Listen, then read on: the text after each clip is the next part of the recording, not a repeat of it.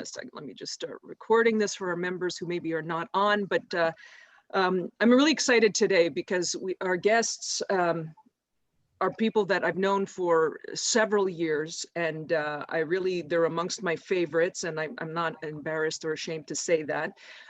Really great people who have done a lot for the racing industry and also have had some tremendous success. Jack and Laurie Wolf of Starlight Racing, started about 20 years ago. We also have Corbin Bloomberg and Eleanor Wolf, who are also on the call from Starlight. So let's just get a little bit of background, Jack, for some of those who maybe are familiar with Starlight, maybe not familiar with Starlight. How did this whole thing come about? How did Starlight Racing come about? Well, we probably did it the wrong way. So first thing you can learn is how not to do it. Laurie and I decided we wanted to get into the business 2000, around 1999, 2000. And I really didn't know how to go about it. And I would see these big owners at the track and in the hotels and stuff, and I was too nervous to go up and ask them how to do it. So we just sort of went out on a wing and a prayer. And the first bloodstock agent we got, he sold us, I think, about 150% of a horse. So we sort of, from that situation, we found a good bloodstock agent, and he came up with a game plan of buying yearlings and trying to develop them, and as opposed to the 2-year-old sales, as opposed to the breeding aspect of it. And so we committed, X amount of dollars, and really sort of figured on probably losing it instead of making it. And so Harlan's Holiday was in our first crop, and he ruined the whole thing for us because he's paid for a lot of our mistakes. So that's how we got started. And then once we saw, the capital commitment and risk, we decided to take on partners in what year? 2003 or 4, something like that. And the first partners we had were Johns Martin and Paul Saylor. And the first 3 horses we bought there were a Shadow, Purge, and a horse that couldn't run. So the partnership got off to a pretty good start. So that's, I don't know, in 100 words or less, how we got started. You got anything to add, Laurie? Eleanor, I think you were only about 2 then, so I don't guess you've been around for a while. Yeah, I was really little. So now, Jack, so the racing partnership aspect to it really sounds like it kind of came on really, and at a time that it really wasn't, if you want to say, in vogue at the time, and it really wasn't being done all that much. What do you think in terms of how you started and with the partnerships, what a partnership looked like, let's say, 15, 17 years ago versus what it looks like now? How has that evolved from your perspective? Well, I sort of look at Dogwood as the leader in this, and I noticed Robert was on the call, I believe, Masilio there, and Yeah, I'm here. Yeah, West Point's. How old is West Point, Robert? I mean, they've been around, what, 30 years or something? Yeah, I started with them in 2005, but I think Terry started in the late 90s, I want to say, or maybe even before then. So yeah, maybe 30 years might be a good estimate. Yeah, so, the way we started, it was relatively new, especially the way that we set up ours, somewhat different than Cott and somewhat different than Terry, in that we started off small with just a couple of partners, and the 3 of us each just split up the cost of the horses and paid the overhead and went forward. And as we continued on, there became more interest into it, and we developed a few new partners, and Donnie Lucarelli was very important, and one of our main partners, and he was partners with us for 10 or 12 years. And And then we thought of, actually making a business out of it once our partnership got to about 10 people. And at that time, we started, we would charge a management fee for the first 2 years, 5%. We would put our own money up in concert with the partners. And then the way we got paid as managers was on the back end if the investors got their money back in that particular partnership. So. Well, and the other thing is that we don't split up according to horses. So when we have our partners on, it's everybody is on the same team. So you have a piece of each one of the horses, each one of the yearlings that we buy, a percentage. So we don't break it out any differently than that. So. Yeah, I guess that does make a difference, because I think Robert's deal and Cott's deal and Aaron's deal now, if I'm not mistaken, I think they do horse by horse, which is fine. Right. Actually, we started that way, and some of the people were on the good horses and some on the bad ones. So we just decided to make everybody an equal partner in all the horses, take the good with the bad. So now, obviously, the operation has evolved really has evolved over the years. And one of the things that I would like to talk about, one of those changes that you experienced was the advent of StarLadies. And maybe, Laurie, if you can walk us through that, StarLadies, how did that start? How did that come about? And what direction did that take Starlight into? Well, with having our partners that we had in Starlight, a lot of the wives were interested in doing something, and we came up with the idea that we all shared the same passion. So we were just going to go in as a fun group of ladies, only buy fillies, and race them a little separately from the main group. And it's when Barb Lucarelli was still with us and still a part of it, and it's grown from there. And, we've gone forward from just being a group and just mostly some of the wives that were partners with their husbands in Starlight. We've had some outside women that have come into it.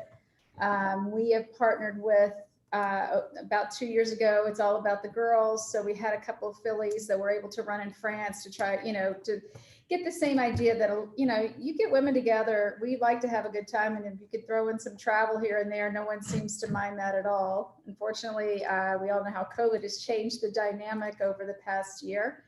But, it's just been a lot of fun, and just listening and getting feedback from women about, going forward. And I also saw that you also recently, in about a year or so ago, you also started Starlight and StarLadies Australia. And how did that, I don't know, whoever wants to answer that one, how did that come about, and what prompted that move? Carbon, you're the Australian guy. Why don't you, even though Carbon wasn't with us when we formed it, he knows all the background. So why don't you answer that, Carbon? Yeah, so Racing manager for Starlight. So Starlight sort of goes back to 3 years ago or 2 years ago. Jack joined. They sort of joined forces with Tom Ryan and SF Bloodstock here in the U.S. And that's the partnership that sort of brought Starlight Justify and ended up bringing 8 Rings, Charlatan, and Authentic. And they have a very similar deal down in Australia. And Jack decided, so they were yearlings last year, to buy into the yearlings down there, which is an amazing experience, because the main yearling sale is on the Gold Coast, the Magic Millions yearling sale. So Jack and Eleanor went down there, and I think had a pretty good time, and ended up StarLadies ended up getting in on a yearling or two as well. And so far we've had, I think, 8 runners now down in Australia. We've already had 3 winners, a listed winner, and we had the prize money down there is just amazing. There's in $1 million race every weekend during the main sort of the fall and spring racing seasons down there, and we've thoroughly enjoyed it so far. I mean, we've had success. We had the favorite in the $1 million race who ran 4th and it's been just we have about a share in about 30 colts down there. So there's action every weekend, and the best part is there's sort of in what's a bit of a quiet time right now in the U.S. We've had a ton of action, whether it's the trials or the races, and it's definitely it's different down there. But it's been great to expose our partners to that.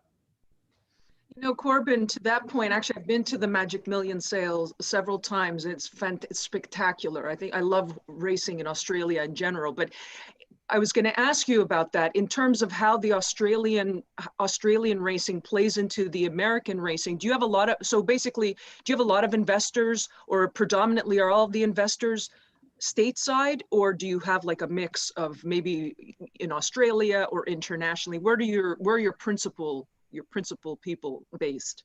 Yeah, they're all in the U.S. And they're all formerly Starlight investors already.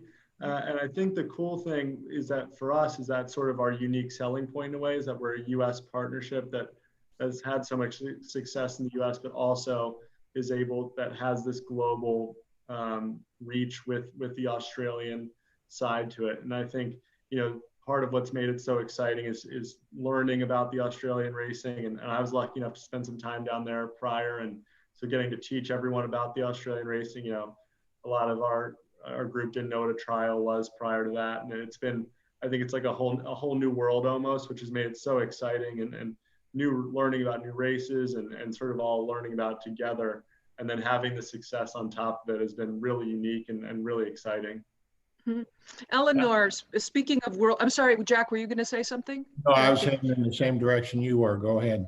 I was gonna jump in and I was gonna say, Eleanor, speaking of world traveler, I know that you've really circled the globe, and definitely you pointed out you were very young. You were introduced in racing at a very young age. So from your perspective, can you tell us a little bit of how you got to where, like how you progressed through the industry and really not only nationally, but internationally, and what your perspective is? Yeah, I mean, I grew up obviously through racing because of my parents, and you know, from a young age, I've always wanted to be in the business. And so I played lacrosse at the University of Colorado for 4 years. So my exposure in the work world of racing has kind of been slow, but now that I've graduated, hopping right back into it. But as we said earlier, I was lucky enough to be able to accompany my dad down to the Gold Coast. And it's been my dream ever since to get back down there. And so it was really awesome that we were able to buy into some colts down under, and it's been really cool to follow them along as well. Now that I have graduated, I applied to the Irish National Stud and will be moving to Ireland in January for 6 months to try to, you know, better educate myself about the horses on like a world scale one, but also at like a basic scale as to how the breeding works and, you know, how broodmares and foaling and everything. So I'm really excited to further my education and then come back to the States and try to work for Starlight eventually. Well, Eleanor, from your perspective, and I guess from your, as a good friend of ours would say, age and stage, the way you see horse racing, because of course the way I've experienced horse racing, or my background in horse racing, would be different than yours, than let's say different than your dad's, right? So tell me, from your perspective, what do you think, from what you've seen with Starlight and also through your travels, what's the direction that you see racing going into that really speaks to you in terms of maybe your demographic, your age bracket? What do you think really speaks to you that you really want to get into, or you think we should try to further? Well, I mean, I think that for our age, just being able, I mean, social media for one is really big for, I think, everyone nowadays, you know, more so geared towards our age group. But I mean, international racing is just so appealing, you know, like you want to learn more and stuff. And it's really cool to be able to interact with people around the globe, I would say is really awesome. I mean, in addition to that, it's just, I don't know, what would you say? I mean, for me, I think I think that global community is amazing. Like racing's this like, and she hit the nail on the head. It's this like community that has like world famous people in it. Like I saw, it's like Frankie Dettori's birthday yesterday. Like he's on the news in England. Like, but at the same time, it's such a small community. Like people know each other from all over, you know, the world, and they're constantly communicating. And there's this whole racing community, and I think that's really, really unique. And I just hope that continues to grow, because, you know, as we were both, you know, I didn't know anyone in the racing industry when I got in, and everyone was so kind and welcoming. And I think that's sort of, that's such a cool thing for young people to get involved. And there's so many ways to learn, and there's so many different avenues. You know, I wanted to be a trainer forever, and then all of a sudden I found, you know, partnerships and a whole nother world. And you can literally learn something new every day. And I think that's so cool. And I think that's, for young people, really appealing once they sort of get involved. Mm-hmm. Jack, I had a question for you. We went, I know, I can speak for myself, you know, we had 3 Triple Crown winners in the 70s, and then it went through to, I think, 2015 with American Pharoah, and then Justify came just a few years later.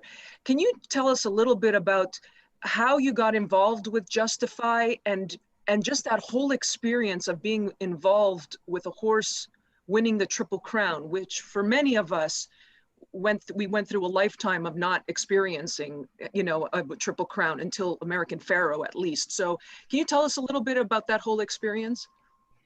Yeah, and it's a little bit different. That's the other thing. If you're running one of these partnerships or involved, it's dynamic. I don't think it's a static situation.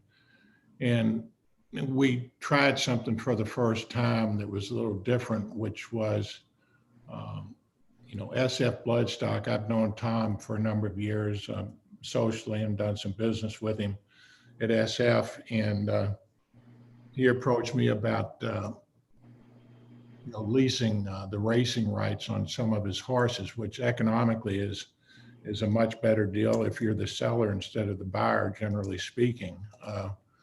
But in any case, we started on Audible to do at least the racing rights at first, and then once we got the terms of that done, Tom said, "Well, would you be interested in this other horse we have that just broke his maiden and named Justify?" And so I called Baffert and asked him what he thought of Justify and why I was asking him, and he said, "If you're too stupid to buy leasing, then I'll do it." So so we were sort of off to the races in a different aspect of it.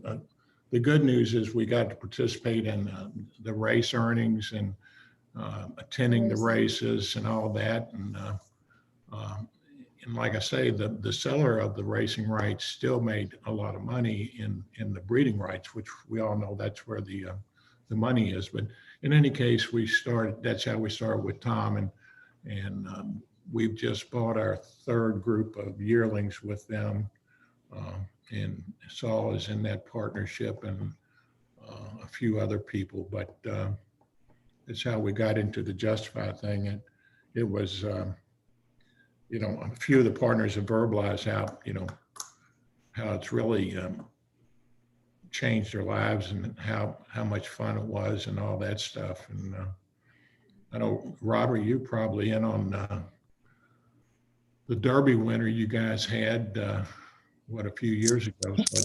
So it's amazing trip, wouldn't you say?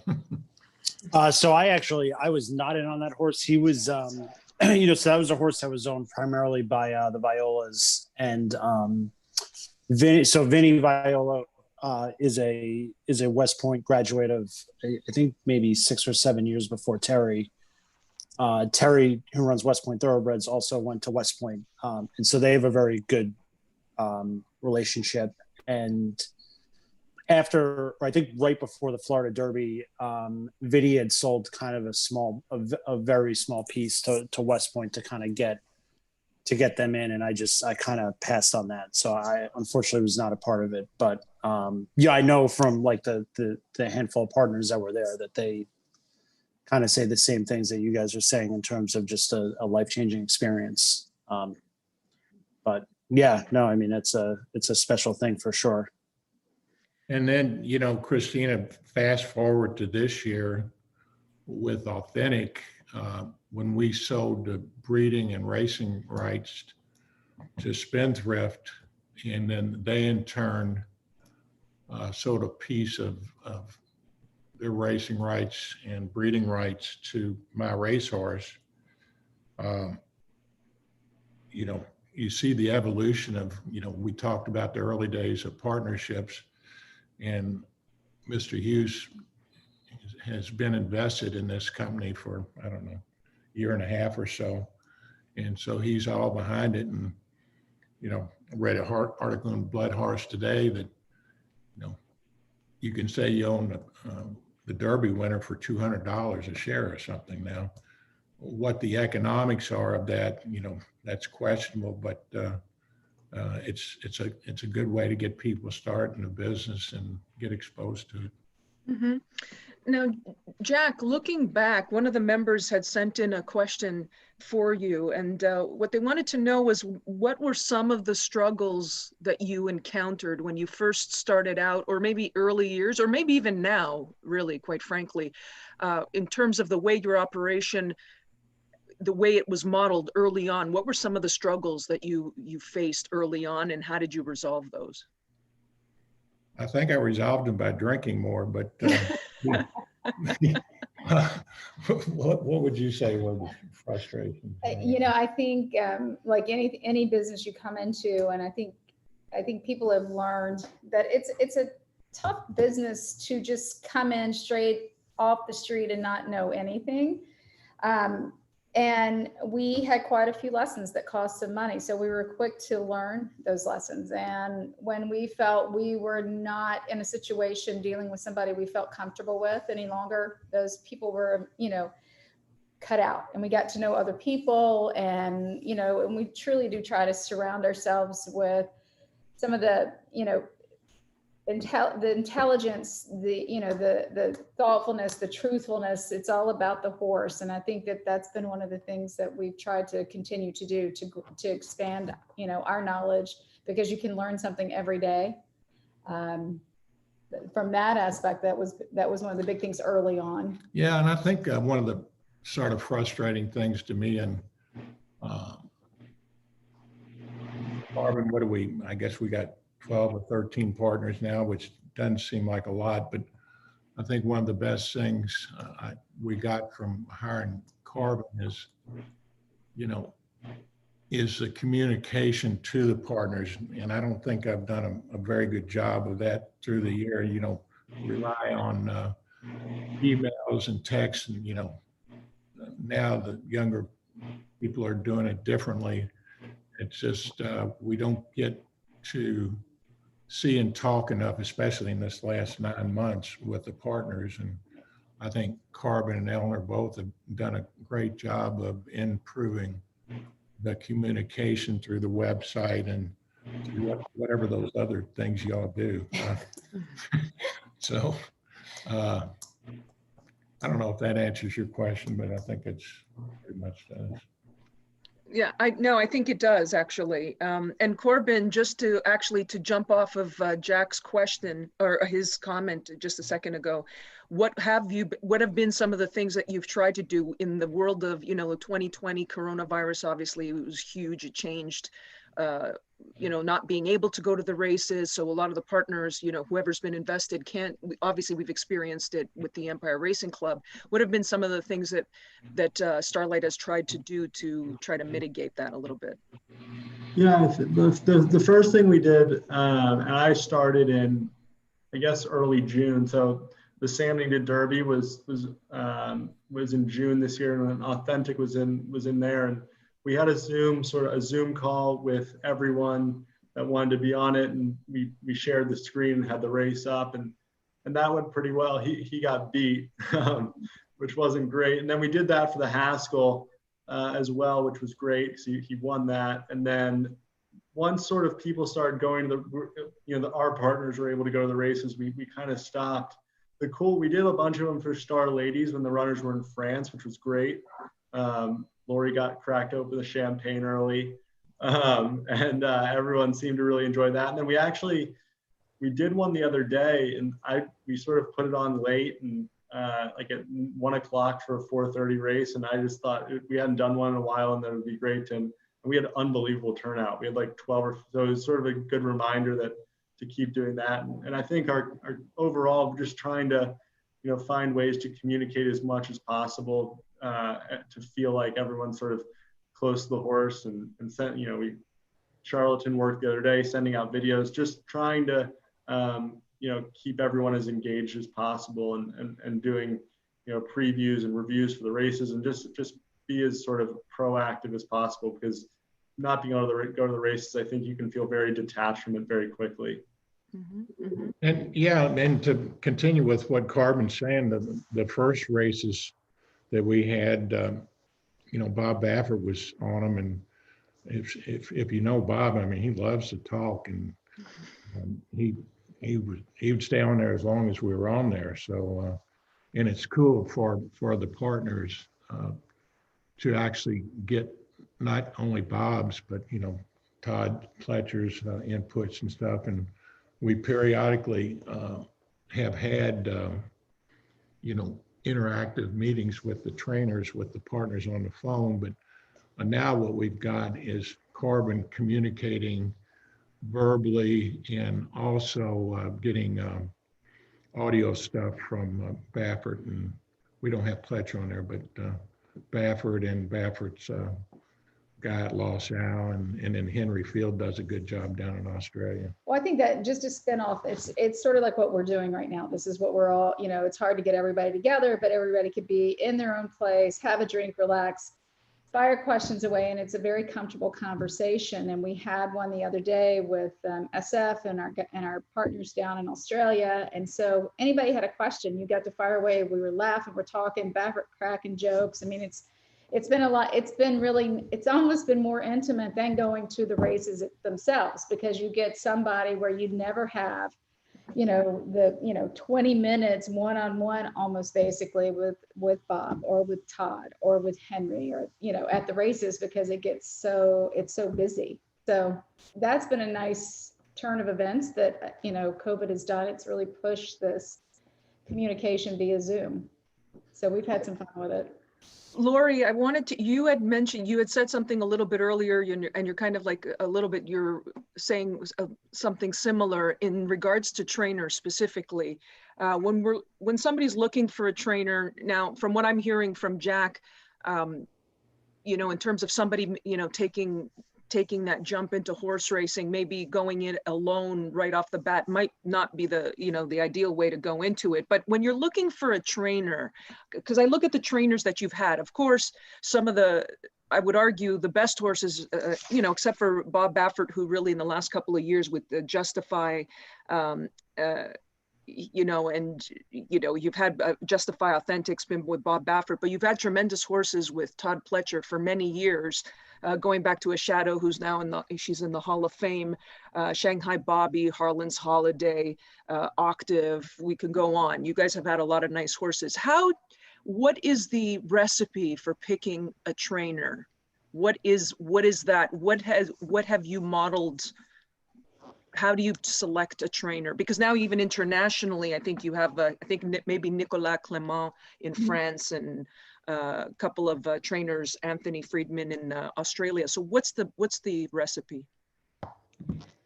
Goodness, I don't know. I mean, I think that when we were trying to do it ourselves, I mean, we interviewed 4 different trainers. Yeah, I mean, to comment on what Laurie just said, when we bought the first group of yearlings, our bloodstock agent and myself went around to, I don't know, we interviewed 5 or 6 or 7 trainers. Nobody wanted our business. I mean, here we've got 6 horses. You'd think everybody, And at that point, Todd was not. Well, Todd went in the picture, but Jim Scatorcio, which was a good friend of Jack's, and they had known each other from investment days. But the only guy that wanted to train our horses was Kenny McPeak. And so we gave Kenny, all 6 of the horses, or 7 or however many they were. And that lasted for a year. And then I moved everything to Todd. And we've had some other trainers during that period, but it must be, I mean, and the other side of it is, like, obviously, I think that the way that we kind of model ours is like we have, just like anything else, you're going to have A, B, C, G levels. So you want to put the horses where they can, you know, they fit the best, where they can have the best shot of winning. We've had other smaller trainers, you know, Jonathan Thomas, that used to be an assistant for Todd. He had some horses for us. We have horses currently with Al Stahl, Ralph Nix. I mean, it just sort of depends. I mean, we've made some really good friendships and business relationships, and it just sort of depends on where the horses are saying they need to go. But, you know, I think the right way to do it, what I hear some of the people explaining, they look at the horses that they buy and they try to figure out the trainer that fits them. Maybe the trainer that trained the sire or the broodmare, or maybe like a Christophe Clement's a good turf trainer, give the turf horses to them. We don't really do that. We sort of just pick one or two trainers and give them all the horses. But I think another good point that I think has been the right way to do it for us anyway through the years. We've always had an independent bloodstock agent rather than the trainers until recently with Baffert. And so I think there's some advantages of being independent, which, you know, Frankie Brothers is our current bloodstock agent, and of course Donato and he work on the Baffert horses. But unlike the other horses that we send to Todd or somebody, Baffert would have the final say on whether or not he wants to train the horse.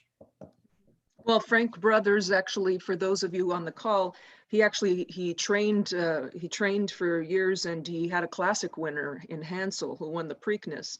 And Donato, of course, Donato Lani, he's renowned as a bloodstock agent in racing. So you guys obviously have tremendous team bench covering you guys at the sales. But how important is it to, because it seems like there's a diversity not only in the type of stock that you have, and I don't just mean like you have colts and fillies, but in terms of just now trying new things, you know, in the year, you know, starting to try to do something different with Justify in terms of leases and diversifying the type of investments that you have, I think is what I'm trying to say. Whoever wants to answer this, how important is that to have that kind of diversity in 2020, let's say, versus maybe 10 years ago? Maybe that was the case, maybe that wasn't the case.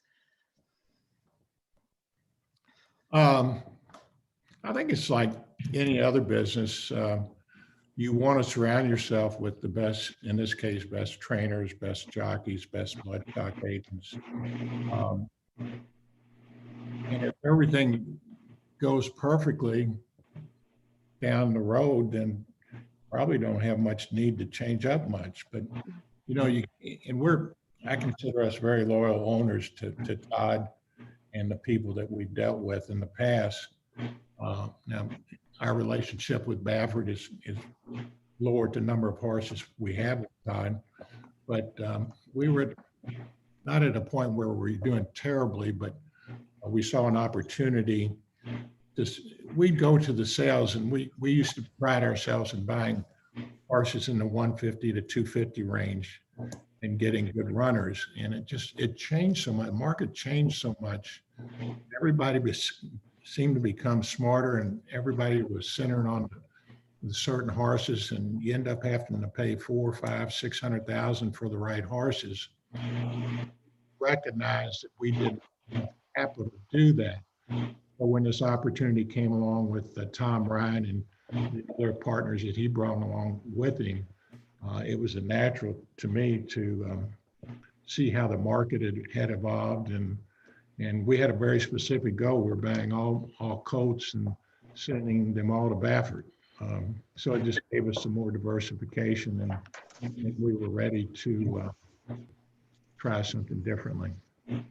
And I think, sorry. Go ahead. Sorry, go ahead, Corbin. And what I've learned in my first 6 months is that I just didn't know is that it seems like, you know, the percentage almost, you know, to our partners, it doesn't matter what percentage of the horse we own. You know, that as long as it gets them to the big day or 2 big days, and it doesn't really, and I think that's what you'll see going forward, especially, is it doesn't necessarily have to be 100%.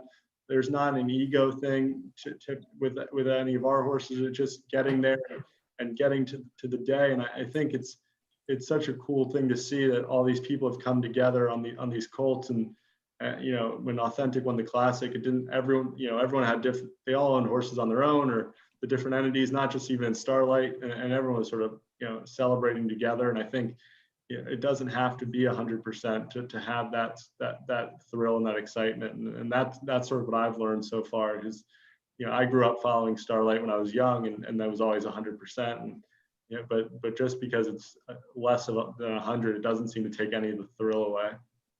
And I just want to add also, I mean, it's not just Starlight SF. I mean, I think what we've seen as far as changing, or the dynamic of the dynamics of this industry, is that we're seeing more and more people partner together. And whether it be at the races, if two people are, if you kind of know each other and you're at the sales and you're on the same horse, you'll see people start to partner up on these horses. WinStar has done it. So, I mean, I think that's the thing that's changed. It's not just as many individuals anymore. The cost of the horses have gone up. The numbers of foals are down. So you're seeing more and more people, partnering together. Yeah, I don't think the consigners are too happy with that. No. And I don't think the old families that bred to race are too happy with it. But it's a reality, and it's here, and it looks like it'll be here for a while. And to compare us, the U.S. compared to Australia, I mean, we will, our syndicates and stuff are Tiny. like babies compared to what they do in Australia. I mean, what is it? Statistic: 1 out of every 200 people own a piece of a horse in Australia. One of every 8, Jack. One of every 8. Yeah. But what is it? So now, and anybody, I'm throwing this out to any one of you to answer. What is for somebody now who's maybe been in this or following the sport for a year, a couple of years, they know the basics. What would they look for? They're looking to get in, to take the next step, to go into potentially to invest in a partnership. What are some of the key components they should look for in terms of selecting who they're going to go with?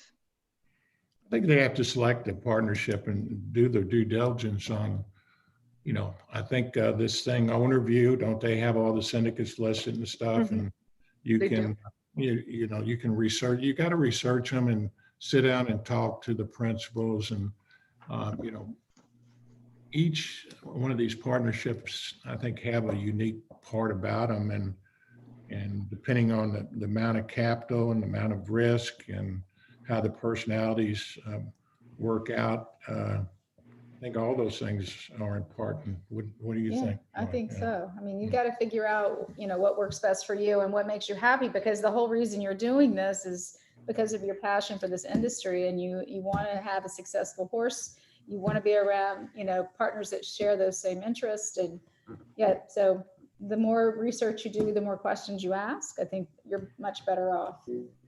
Mm-hmm. And location, I think, is crucial, because you don't want to get involved in something this year has been a little different, but you don't want to get involved with going to the races is so important, and obviously horses can move around, but I think generally finding out where the horses run, and because all the partnerships have, even if they have horses nationally, they all have a place where the majority of the horses are located, and I think finding out, because that's how you'll learn the most, is getting to the races and being there and seeing them run and talking to the trainers and the other partners. And if you're not able to do that, I think that would be a bummer. So being able to go to the races is so important.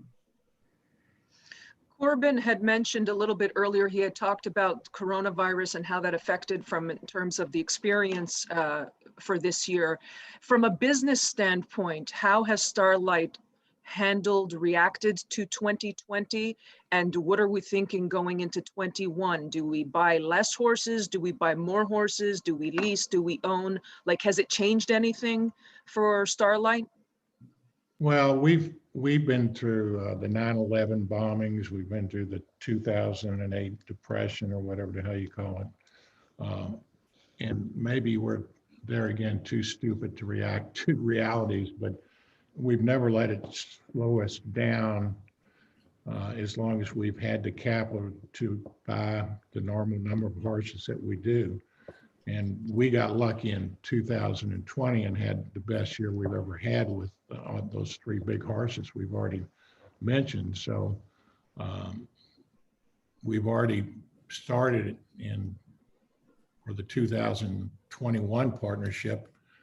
Correct me if I'm wrong, Carmen, but I think we bought as many or more than we did in the previous ones, and we're expanding into Australia. So, and we really haven't, hooked, that's a bad term, gotten any really new partners, maybe one or something, I don't know. Most of our partners have been with us for a while, and they seem to handle the thick or thin pretty well. And I'm not sure that's the right answer, but that's the way we've done it. Okay. Well, honestly, it's been really, it's been enlightening, and to have you all on, and just a lot of experience, and again, some tremendous horses coming out of the operation. And I'm going to follow up with Eleanor, because I want to know when she goes off to Europe and the World Traveler, we're going to follow up and see how she does, because I'm jealous and I want to do it too. But thank you guys so much for joining us. And again, we'll keep tabs on you guys, and we'll be watching what you guys are doing. But thanks for joining us. All right, thanks for having us. Thank you. Thank Good luck you. and cash tickets. Bye-bye. Thanks, guys. Bye. Happy holidays. All right, happy holidays.